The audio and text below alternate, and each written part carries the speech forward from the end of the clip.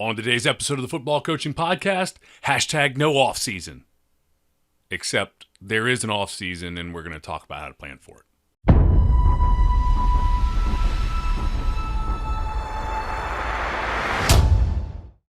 Today's episode of the Football Coaching Podcast is about planning your off-season. Yes, Twitter hashtag guy, there is in fact an off-season, and we have to use it. We have to get something out of it here. So we're going to break this down into 4 categories. We're going to talk about staff development, player development, on-field development, and then your speed and your strength development, which are separate.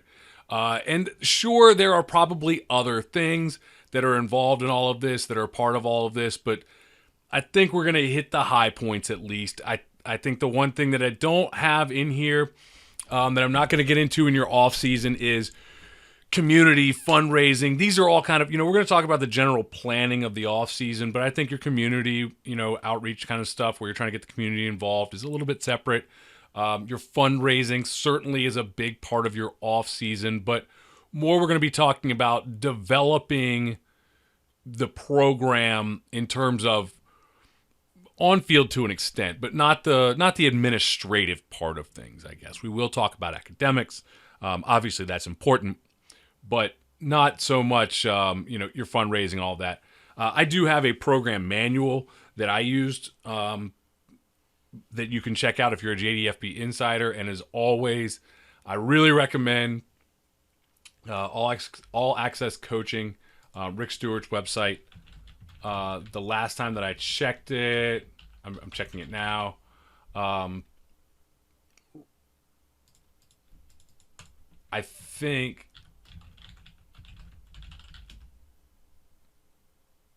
I don't know. It may not be there anymore. I may not know. Wherever you can find Rick's stuff. Rick has a fantastic manual. So, but I'm not sure where. I know he was doing some things with it. So, busy winning football games. So anyway, we're going to talk about the basics of planning. We're not going to get into a specific calendar. Maybe we can do that as a separate video or maybe even a podcast in season 6 at some point. Talk about, an actual putting together a calendar. But we're going to go through each part of this. And I've got a mind map that's going to go with this. Yes, a mind map. And the mind map, which you'll see on the YouTube video as well, is going to kind of walk you through the 4 elements. And we'll just kind of look at it and basically broken down again into staff development, player development, strength and speed development, and on-field development, meaning, your X's and O's type of stuff, actually teaching your players that stuff on the field, and how all of these break down. Everybody's offseason is going to look different. Obviously, on-field development is going to be a state-to-state and even school-to-school thing, because if you're at a very, very large school, you've got 2,500 students in the school, you probably have a lot of kids in your off-season. Whereas if you're at a small school with 400 students, you probably have a lot of kids playing basketball and baseball, and you don't see them in soccer and all that sort of stuff. And you don't see that much of them in track, obviously. So you don't get nearly as much on-field development. If you're in a state that has spring practice, it's going to be different for you because you have spring practice. If you're in a state where you are not allowed to speak to the players, I think Massachusetts and maybe Oregon, and there's probably some others that have those rules in place where you're just not allowed to do any football. And someone just sent me something about Oregon, and that's why I'm thinking that. I didn't know that before.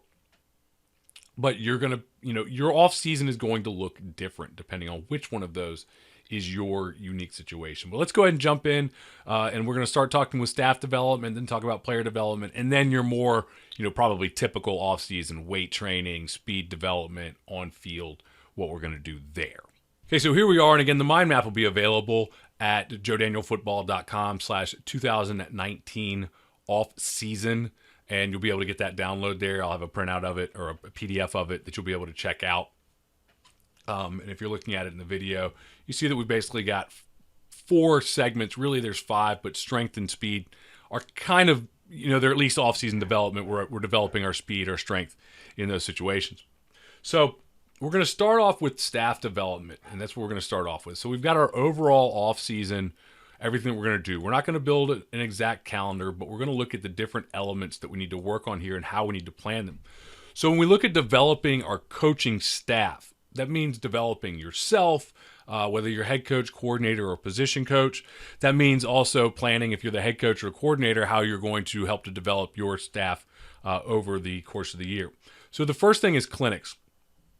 And when we talk about clinics, I think a couple of things we need to think about is planning out not only where are we going to go for on-site clinics, but also where are we going to go in terms of online, which is a very not new thing, but fairly new. It's different, where we can get a lot. I know I've seen some guys saying like, oh, our school isn't going to pay for clinics. Our school isn't going to pay for this and that. You have, especially if you're a newer coach, you don't understand. And I'm not an old coach, but I coached for 17, 18. I started coaching 18 years ago. When I started coaching, the options were to go to a clinic, and at the time, I still think Glazier's the best clinics out there, the best value out there. There was not a Glazier in Northern Virginia. I'm in Richmond. I drove to Charlotte. I drove to Atlanta. I'm from Atlanta, so it wasn't bad. But I didn't know. My parents had moved. I drove to Charlotte. I drove to Atlanta. I drove to Pittsburgh. I drove to Cleveland twice.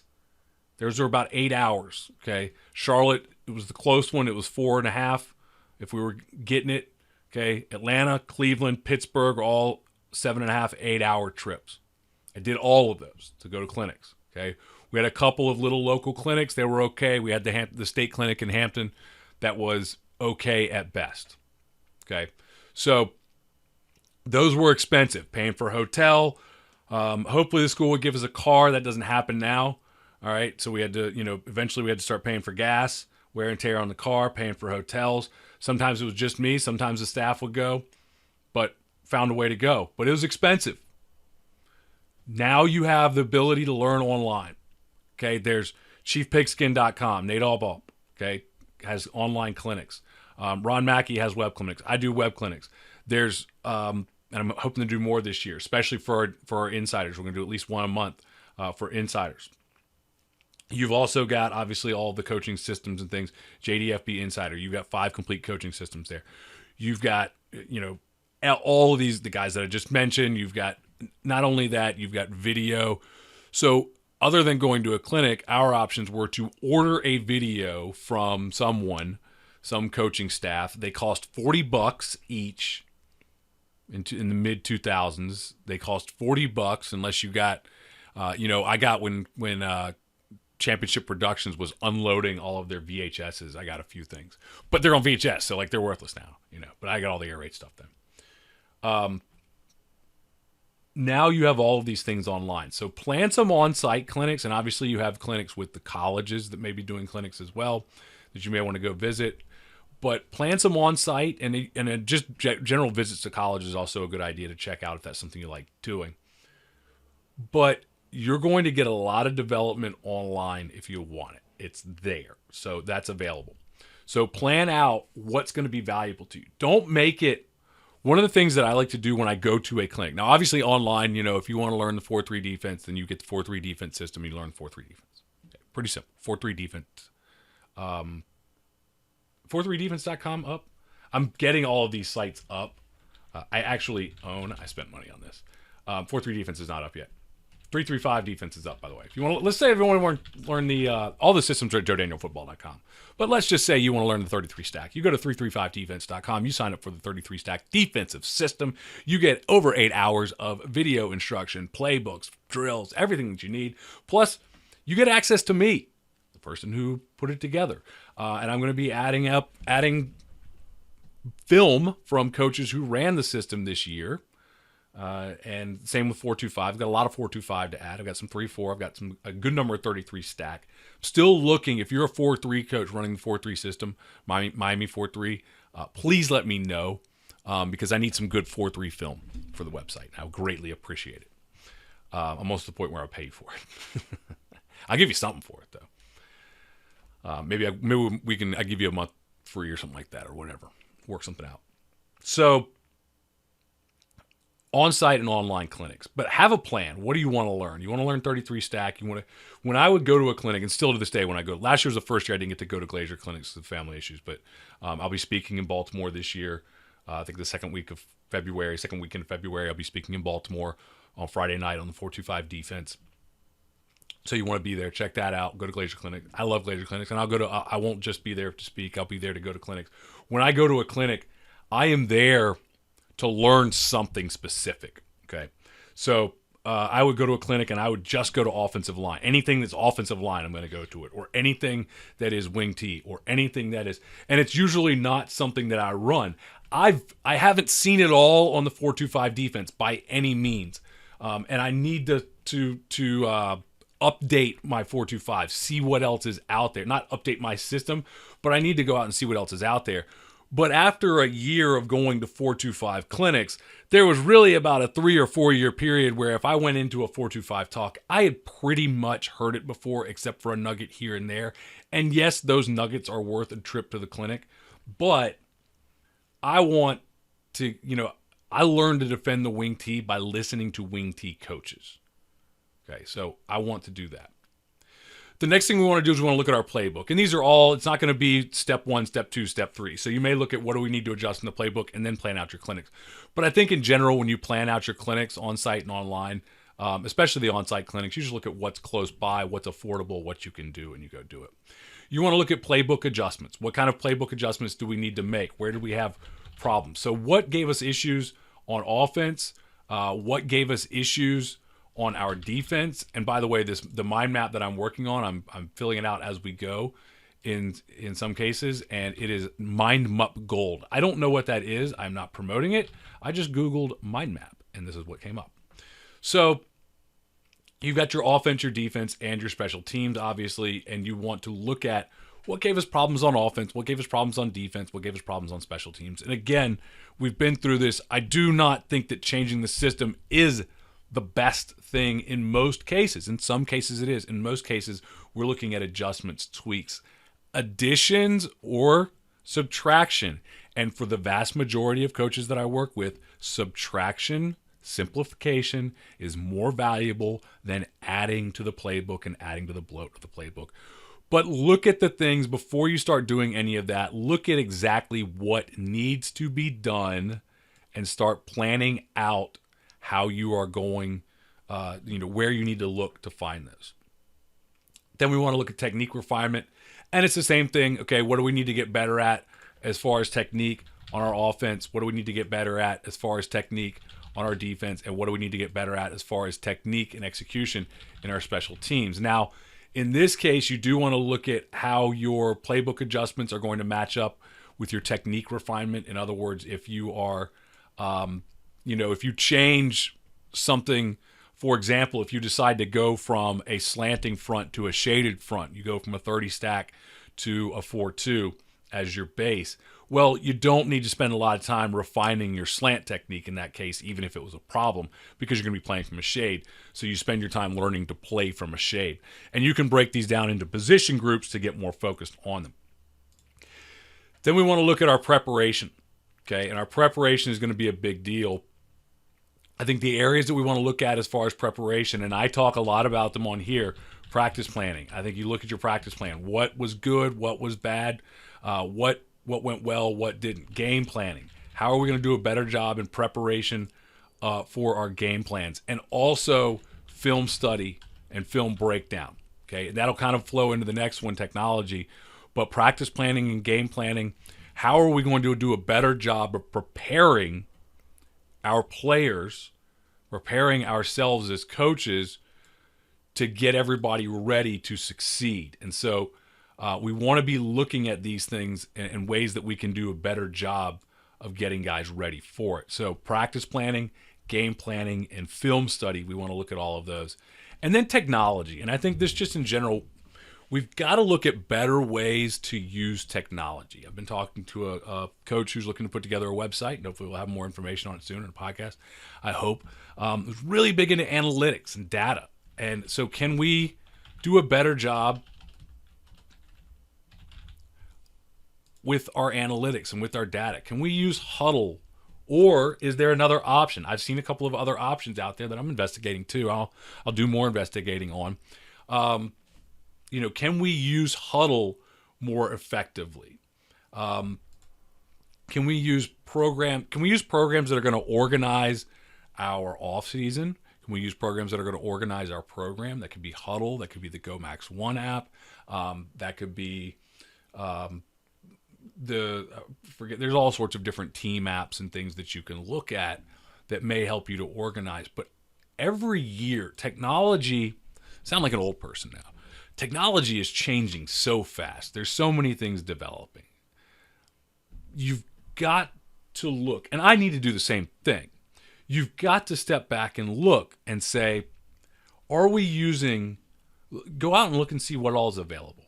Are we using all of this to the best of our ability? One of the things that I would like to implement into football programs is using a podcast as a way to reach your community. Does your football team have a website? Do you have recruiting profiles on that website? Do you have a way to capture emails? This is next level stuff. This is stuff I want to do. I would like to have a team site. I'm not coaching a team right now, so I don't need it. But maybe this is something I can help the programs develop in the future. If you're interested in it, let me know. On a consulting basis.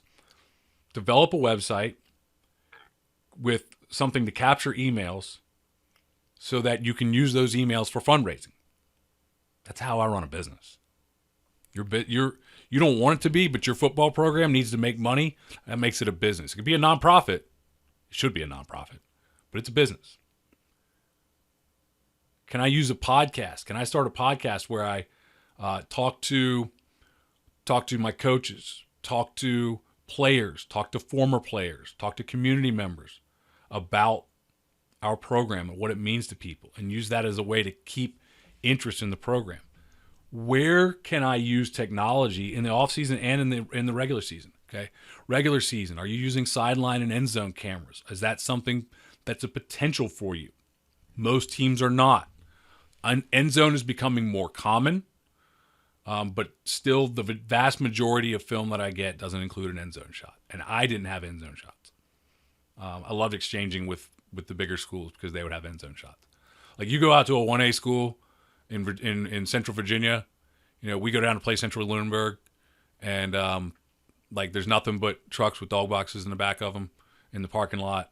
All the folks wearing camo to the game. They're great people. And they ain't no end zone shot. It ain't there. Central might. I don't know.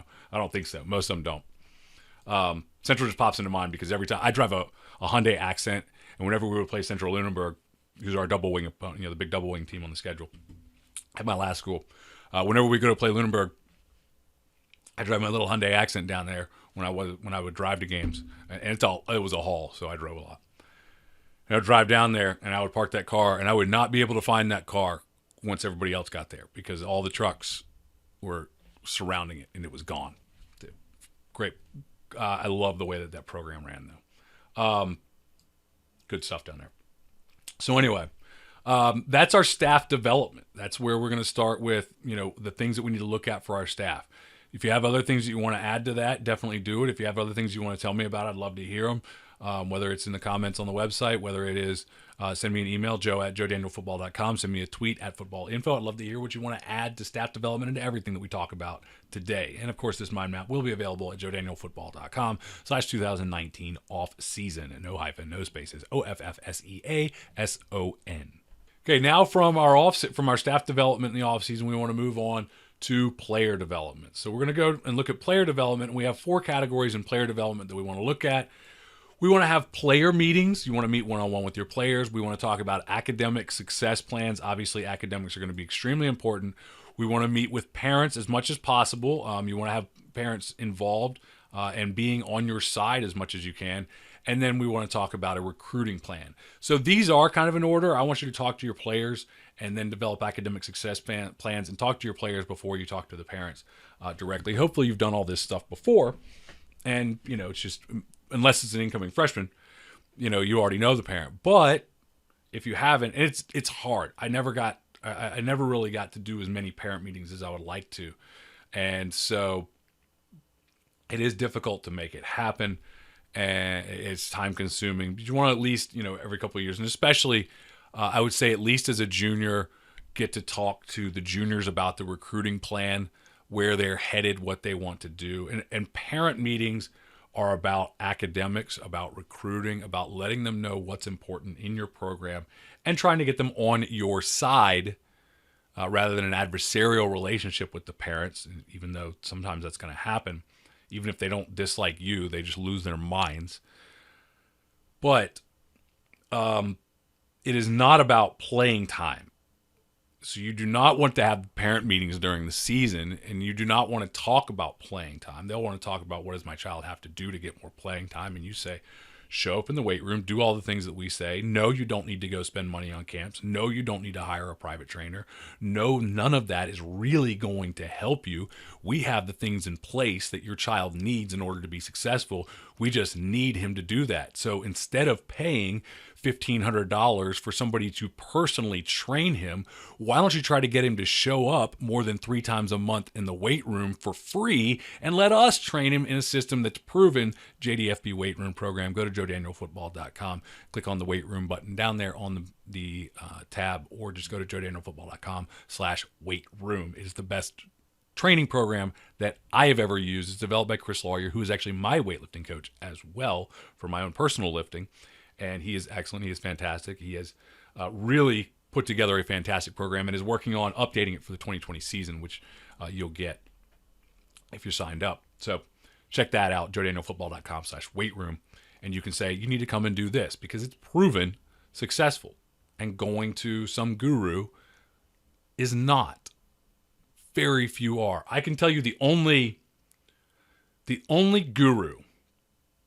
Now, I do think Darren Slack's very good. I've never been to his camps, but between Darren Slack and Dub Maddox, I'm fully supportive of I've never been to the camps, but they do I don't know how it all works. I don't know if they're still even doing them, but I'll say that those guys I think are some of the best. The only one that I can absolutely recommend from a firsthand standpoint is if you have a kid who wants to be a long snapper, he needs to go to Rubio Long Snapping, rubiolongsnapping.com. No, I'm not related to that. I don't get anything from that. Okay, I haven't talked to Rubio in years, other than occasional tweet here and there, I think. But we have a kid at Virginia Tech that he worked with. It's legit. Okay, he's not there because he went to Rubio. He is partly there because he went to Rubio, but he's also a big kid. He's got the frame. He can't make a 5'7" dumpy kid a Division I long snapper, but he can make him pretty good. Maybe make him a D3 player that he wouldn't have been. So, player meetings. What are we going to do in player meetings? Okay, we're not going to get into a huge amount here, but what I want to know in a player meeting is, what is this player's goals for the upcoming season? I'd like to know how this player feels about last season, how he feels about what's going on in the program. So we might say program evaluation. What's his evaluation of the program? A lot of this, I think you're going to do it in more private, because they're not going to want to tell you everything. But just get an idea of how do they feel the direction of the program is, how do they feel their direction is, and what are their goals for the program. So I want to find these things out. Obviously, I want to know about what they want to do as far as recruiting. But you sit down and you talk to a kid.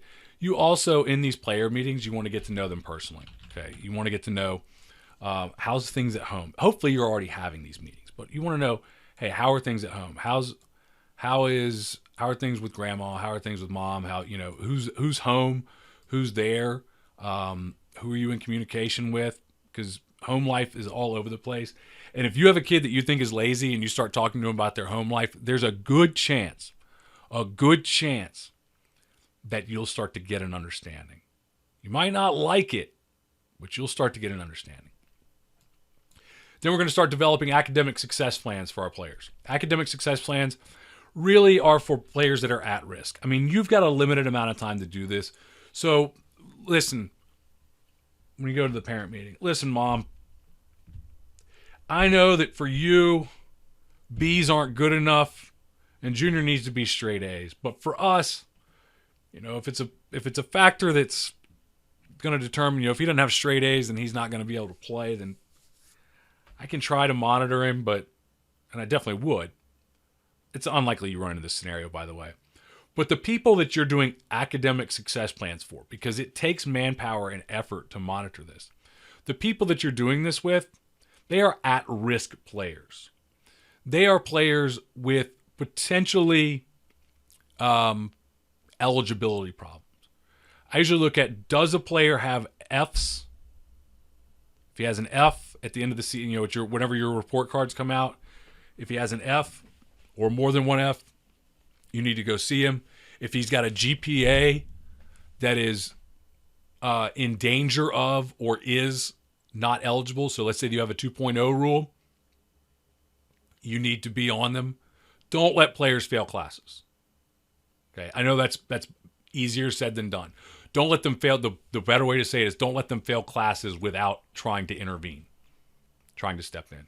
So what we're going to do with the academic success plan, we're going to put them with a squad. Okay, and if you don't know about the squads, again, Rick Stewart's done some great stuff with this, but basically what we're looking at is you have squads. Squads have leaders on them.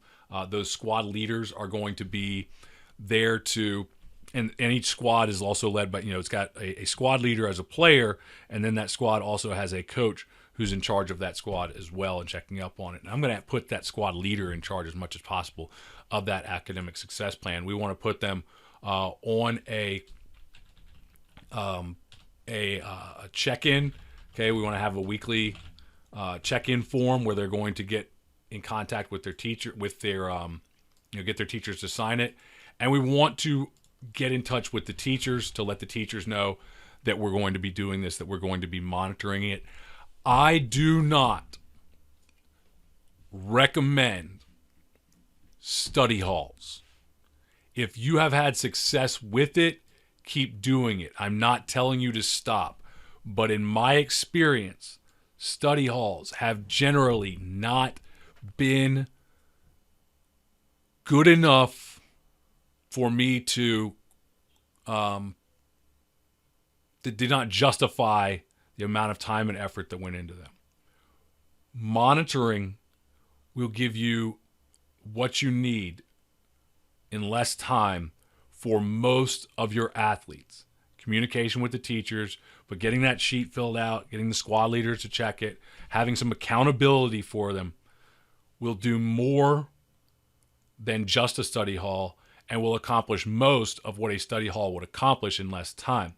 A few of your players, especially players who just don't have an environment at home where homework is going to happen, and you know how that is.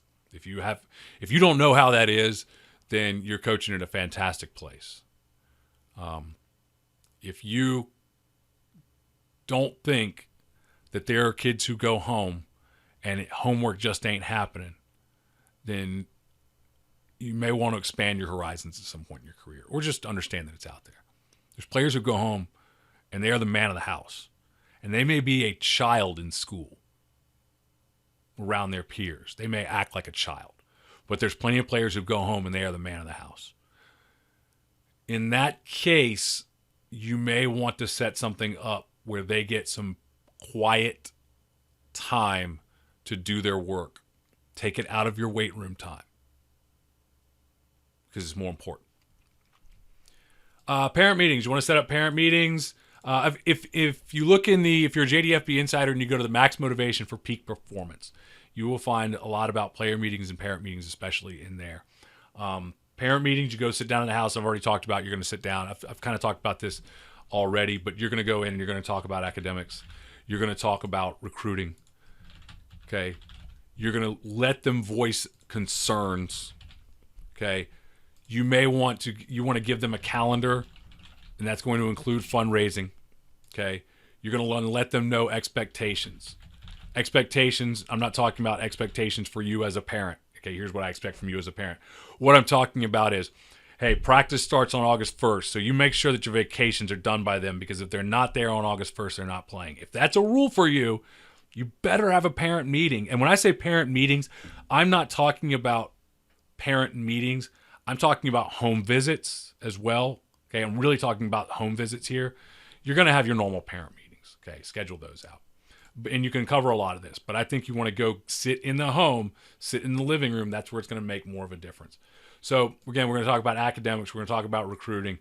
We're going to talk about the calendar, the fundraising. We're going to talk about the expectations of the program. All of that is going to happen in that parent meeting.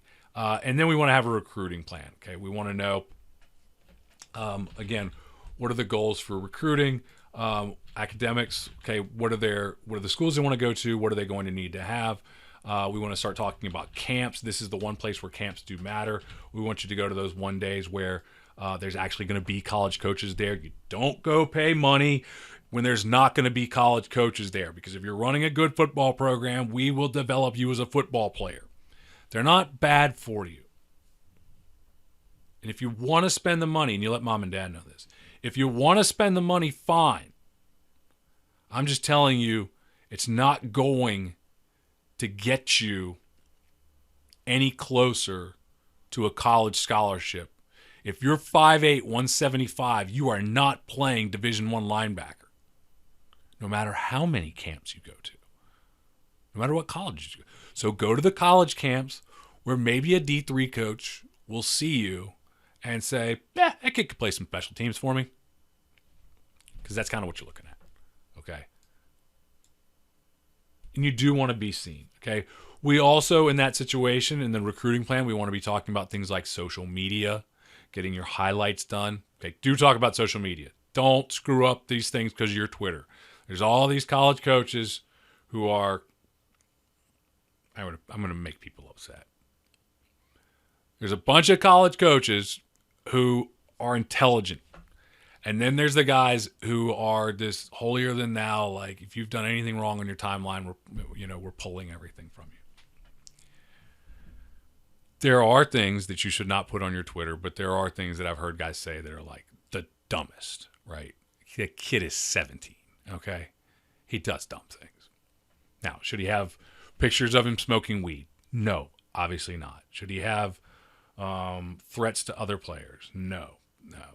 If he uses some foul language, I don't know, he's 17, But talk to your players so that they don't jeopardize their recruiting because of things like that. So talk to him about social media, okay? Talk to him about all those things that could go on. So we're going to meet with our players on that, okay? So that's, again, player meetings, academic success plans, parent meetings, and again, I'm talking more in terms of in-home visits rather than so much of, your general parent meetings. You're going to want to have those as well. And then our recruiting plan, the goals, academics, camps, social media, all of those things. Okay, so our off-season plan is getting pretty crowded. You can start to see how much is going to be involved in this off-season, and you are going to want to really plan this thing out. Don't just go through the motions and, by the seat of your pants and go, oh, we should do a parent meeting this week. Oh, we should start weightlifting this week. Oh, we should, talk to our players about their academics this week. Like, this is a intense, long-term deal that we're going to be in, and we need to be working all this. And now we're going to get to our strength and speed training, okay, which I've already mentioned a little bit about. We'll start with our strength program. The first thing that we want to have a plan for is on-ramp, okay? Do not, I think we all learned this a couple of years ago at the University of Iowa. You don't come in day one, and not just Iowa. You don't come in day one and just load everything up and make everybody puke. First of all, your goal should not, I'm not going to be nice about this. The goal of an off-season program, the goal of your strength program, the goal of your conditioning program is not to make players miserable and make them puke. If that's what you're trying to do, you are doing it wrong.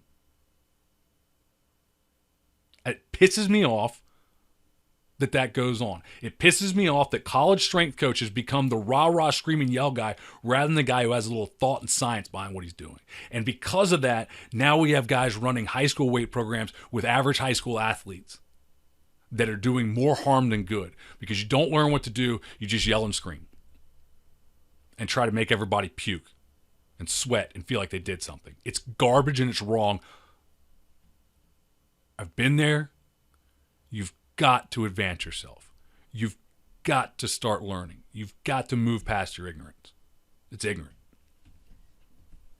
I don't like that stuff. So the first thing we want to do is we're going to have a plan for an on-ramp program. Now, an on-ramp program includes two things. Number one, it includes on-ramping your programs for your returning athletes, okay? So you're going to have returning athletes coming in, and then you're also going to have new athletes coming in. Okay, these may be your rising 8th or ninth graders. They may also be players who just have decided to come into your program. But there's two parts to this. Number one is players that are just coming into the program. Coming into the program after the break. So the season ends. We usually take December off, and in January we start lifting. That is where the JDFB weight room program that Chris Lawyer put together begins. Okay, and again, it just says JDFB. I didn't write it. Chris gets a significant portion of the sales. So I don't have deals or anything. I don't give it away, but it is his property. I sell it, but he is my weightlifting coach, and I know he knows what he's doing, and I know it's very scientific, and it's not impressive, and it's not flashy, and there's not a bunch of bands and boxes and garbage in there, and the plyometrics and all this stuff. You can do those things if you want to, but you need barbells, you need weights, you need a squat rack, you need a bench. That's it, and 4. You don't need that much to develop your athletes. So the guys who have already been through your weightlifting program before, they can come in and jump into week 1 of the JDFB weight room program for us. And even if they're new, they can. If you're just starting the JDFB weight room program, they can also come in week 1 because week 1 is week 1. However, we all know that everyone doesn't come in on week 1. Basketball season is going to end and wrestling season is going to end, and they're going to come in somewhere in the end of February, the beginning of March. You're also going to have new athletes who have never been in your program. One of the things that Chris is putting together for the 2020 version of JDFB Weight Room is going to be an on-ramping program for these players who come in the middle of the program or players who are new to the program to learn the lifting, to learn how to do the basics of the pulling, the pressing, the squatting, to get those things down before they jump into the program. So we want to have a plan for players coming into the program. We do not want to walk in day 1 and just randomly say, you know what, I'm in a mood today. I'm going to put some stuff up on the board, and we're going to go out there and we're going to get after it. And plan your program. Strength program. Okay, then you're going to go into your strength programming. You're going to want to know, and if you're using JDFB Weight Room, this is all laid out for you, but you're going to know your core lifts. Okay, what are we going to build around? You want to have some idea of a starting point for your guys. Hopefully you've got some idea. For returning athletes, they're already going to know because you've been testing and you've been working, and you've got an idea of what they already lift. So we want to have some kind of a baseline. If you don't have that baseline, then you're going to put players through the on-ramping, and you're going to get them their baseline from that. Okay, and part of your on-ramping should be getting that baseline. Now, let me just say, the wrong way to get the baseline is day 1, come in and say, hey, we're going to max on squat today. What? It doesn't make any sense. It makes 0 sense. It's dangerous, first of all, number 1.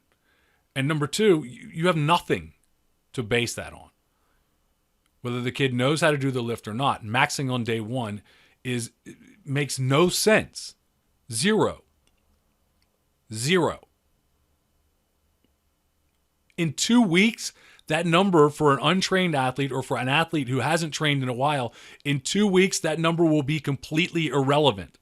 Instead, it would be better if they have a previous number to take 10 to 15 to 20% off of that number. And I would say coming out of the on season, take 20% off and then slowly build back up, but use that as a training max. Or for a new athlete, put them through an on-ramp so that they can find out what they can lift as they learn to lift and then test. But establish a baseline for your strength program. And then you want to establish a calendar. Okay, when are we going to do this? When are we going to do that? We have a 24-week in-season program, 24-week off-season program that in my experience, if you start the week after January, or the first week back in January, and you run that 24-week program, now if you run that 24-week program for 22 weeks, your kids are going to be pretty good. It's not like something magic happens week 24. If you run it for 20 weeks from week 1 to week 20, your kids are going to be solid. Okay? Nothing magic happens in the last 4 weeks that if you don't get the last 4 weeks, they're just not going to be good football players. But we want to get to week 24. And that 24-week program, in my experience, when you take out things like exams, things like a spring break, maybe a week in the summer, your dead periods, things like that. You're going to end up with about 24 weeks of training if you start the first week of August, you start football, maybe the last week of July. Is every single player going to get every single lift? Almost definitely not. Very few of them will. It's a really good program, though, and you're going to make it. They'll be okay. And you set up time so they can make it up if they can't make it one day here and there. For the kids who really want to. For the other kids, you get them enough, they get really good. So you want to have an all-season program. Now, with speed training, a lot of times people ask me, does JDFB weight room include speed training? No, it doesn't, because Chris Lawyer is a strength expert, not a speed expert. If you want a speed expert, go to a speed expert. Speed expert is Dale Baskett. You want to go to godfatherofspeed.com. I got a lot of links to include here. I'll include them all in the show notes. JoeDanielFootball.com/2019 Offseason, no hyphens, 2019 OFFSEASON. Just type it out, no spaces, no hyphens. JoeDanielFootball.com/2019 Offseason, or you can just scroll down and click on season 6, episode 7. I believe this is of the Football Coaching Podcast to get it there. You'll be able to download this whole mind map, and you'll be able to see all the links that I've talked about here. Hopefully I'll get them all. If you're missing one, just let me know. But Godfather of Speed, no spaces, no anything. This is a website, Godfather of Speed. It's Dale Baskett's speed training online. It's a pretty good deal because to bring Dale out to your school, which we did several years ago, and Coach Carroll at Prince George has done a couple times. What he does works, and he's a speed coach, a real speed coach. No BS. He's not selling you ladders. Doesn't recommend ladders. Doesn't recommend all these. You may love all those things, and you can do those. But you want to have a plan, a real plan for speed training. Speed training is not necessarily running with parachutes. Some people do this stuff, and they like it. I'm telling you, Dale's got a great program. We don't use any parachutes. We don't use any rubber bands. We don't use any ladders. We don't do any of that stuff. We teach players to run better. And the thing that Dale drilled into me and to the other coaches that were there is you do not get better by practicing running poorly. If you run poorly, poor form, there's a technique to running, and most kids do not have great running technique. I've seen kids, we had a kid who was a high 4.4. Okay. You'd think that's as good as it gets. Went through Coach Baskett's program, and I think it's an 8-week strength speed program. At the end of the program, he was down hand timed 4.29. Again, these are hand timed. Okay, that's important to note. These are hand timed from but same hand, multiple times from upper 4.4s, right around just below 4.5, to right around 4.3, and even at a 4.28, 4.29 a couple times. So hand timed or not, 1.5 to 2/10, because we're using better form. You don't get better by running a lot poorly. The problem that a lot of track programs have. They just keep running poorly. Learn to run correctly. Dale has a series of drills and a program that does that. I cannot recommend it enough.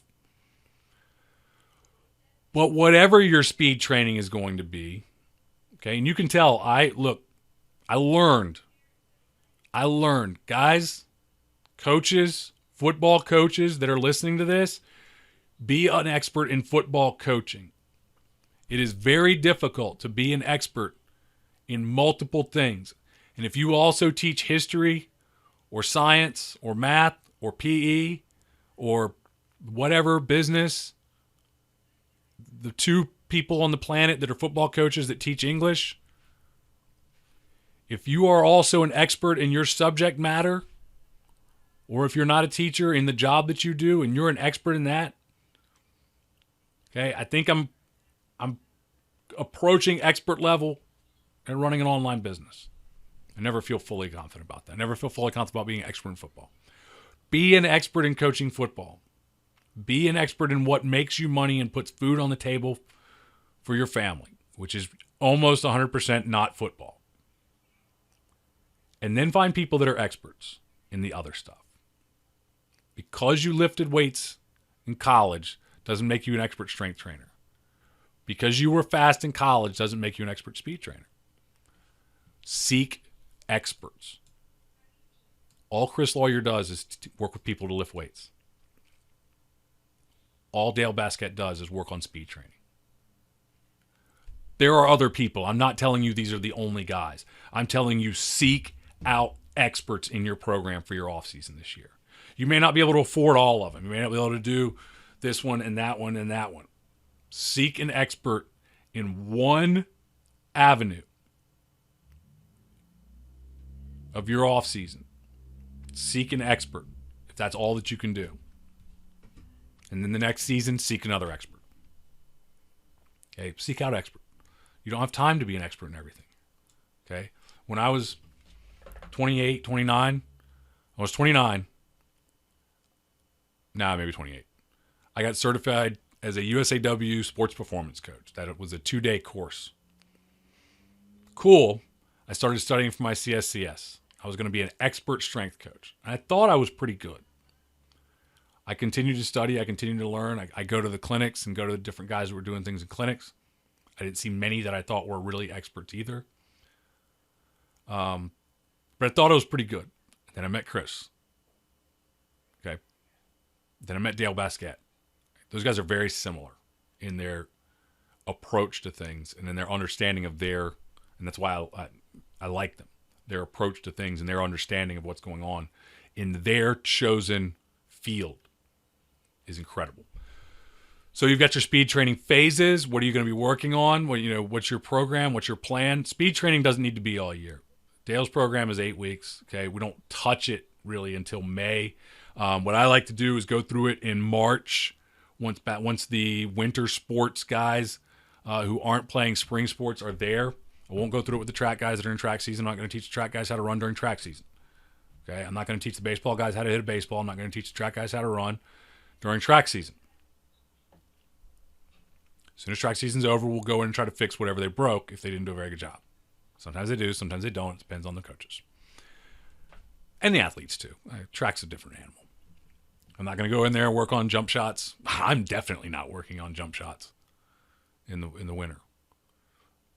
Because I certainly don't want the soccer coach working on tackling with my guys. Because the way that they do it is a penalty in the fall. So get your speed training decided. What I like to do is go through the 8-week program in March with our spring weightlifting guys, just to get all the kinks out, to get whatever coaches are there to kind of learn how to, what we're doing, to go review it. And then in late May and into the early part of the summer, that 8-week program will be featured, and that's hopefully going to have everybody involved in it as we go through that speed training process again. And then you want to have a plan for how that is going to be applied to your in-season development. Okay, we have in practice built-in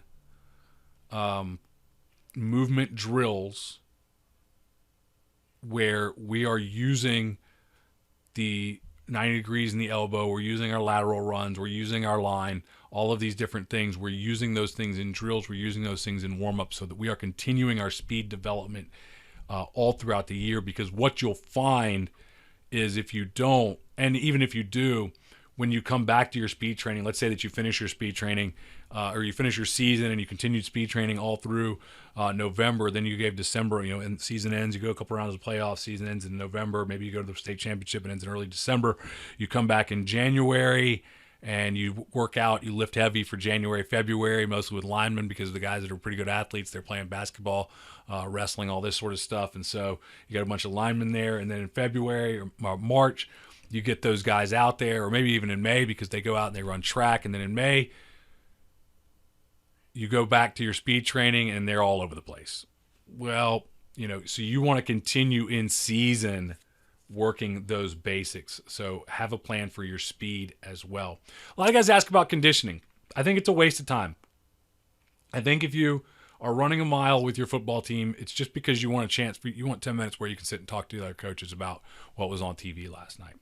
I think it's a waste of time to work on conditioning in the off season for the most part, other than having a fast pace in the things that you do outside of the weight room, having a fast pace when you're on the field, 7-on-7, all of those sorts of things, having a fast pace in your practices, you guys will get in great shape for the most part. Now, what we do for conditioning is in the JDFB weight room program.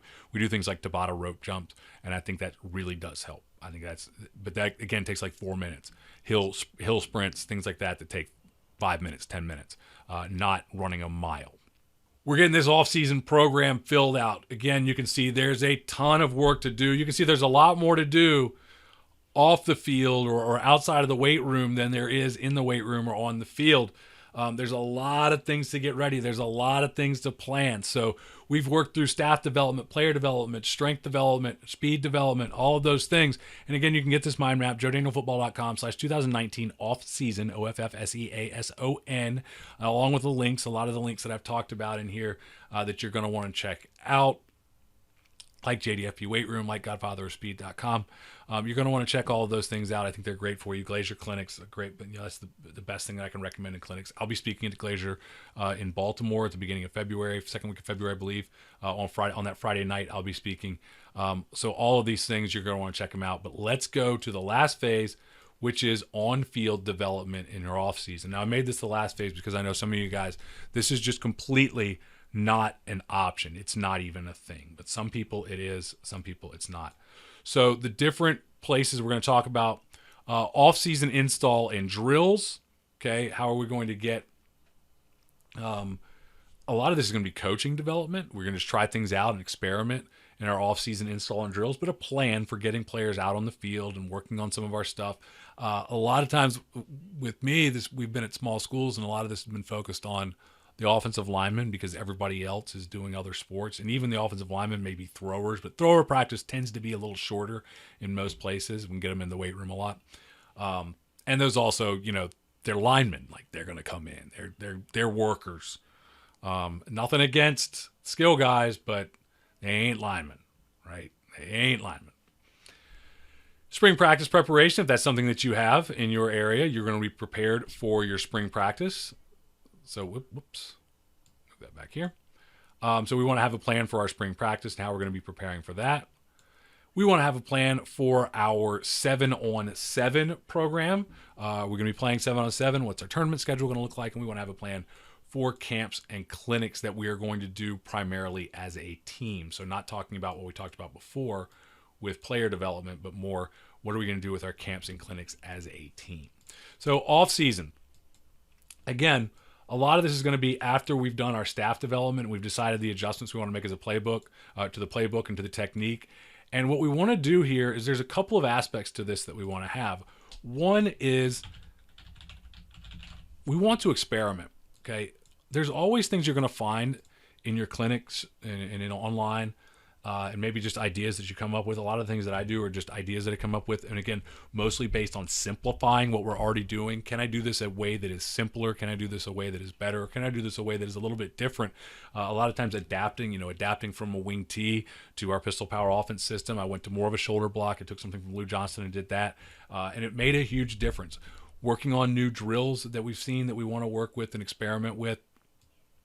And then we want to start to work on new ideas and techniques that we want to install. Okay, what do we want to start getting across to our players? What do we want to get our players to start understanding? And also, we want to start to development of our coaches on the field. And what I mean by this is the first time that you run a drill, it never goes quite as well as you want it to. The first time that you run a practice in a certain way, if you go out there tomorrow and you decide, hey, we're going to go 4-minute periods, we're going to do 90-minute practice plan, and we're going to fly. Now, if you're the head coach, you can make it happen. But I can promise you that in at least half of those individual periods, not much is getting done because the coach that's on the field is not used to that. So if you want to implement a 90-minute practice plan, you want to start doing it in ways that you can. Okay, you may not have 90 minutes to do it. You shouldn't have 90 minutes to do it if you're already in the weight room for an hour, hour and a half. As well. So, 3 hours is too much in the off season. You're demanding too much of these kids. They're not professional athletes. My goal is 2 hours a day, 5 days or 3 days a week. And then you're going to get your Saturday 7-on-7 stuff usually. And so I'm going to try to get 3 days a week, 2 hours a day. That's going to be basically an hour and a half in the weight room and 30 minutes on the field in the off season. That's my goal. That's what I'm looking for. And that's enough for me. Okay. But I'm going to go out there with that 30 minutes. I'm going to say, all right, we've got 7 4-minute periods. If you do the math there's going to be 2 extra minutes. Okay. We got a little squish time. But we tell the coaches we got 7 4-minute periods out there. Okay. We're going 2 minutes of O indies. We're going 2 minutes of D indies. And we're coming together and we're going team 7-on-7. Okay. 3 periods. We got to fly for the next 28 minutes. And we're going to stress test these guys, right? We're going to go bar rescue on them. Not just them. Not just the coaches, the players, the head coach, everybody. We're going to see how this works. We're going to see how this goes. So it's going to develop your coaches as well in the offseason. So spring practice, if you have it available, you're going to be focused on the installing your defense, your offense, especially if it's new. You want to be going through any new installs. Again, getting the kinks out. You get to try it once, and then you try it again in August. What I think spring practice should be used for is trying to, first of all, spring practice should not be used for finding out who wants to hit. That's ridiculous and it's dumb. Don't do it. Spring practice to me is as much for the coaches as it is for the players, because you want to find out what you have as far as, is this stuff going to work? What do we need to adjust? What do we need to tweak?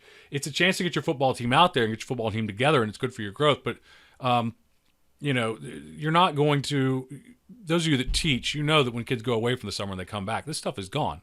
So you get to put pads on if it's part of your spring practice, and that's great.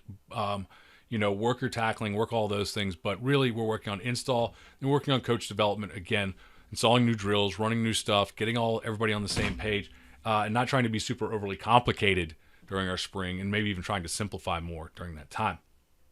And you've got your 7-on-7.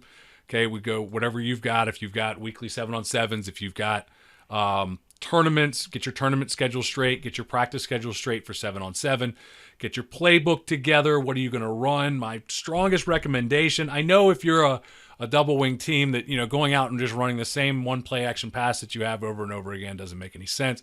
In that regard, I can completely understand running some different stuff, but I would keep it simple. Run your hitches, run your fades, run a curl flat, run basic stuff.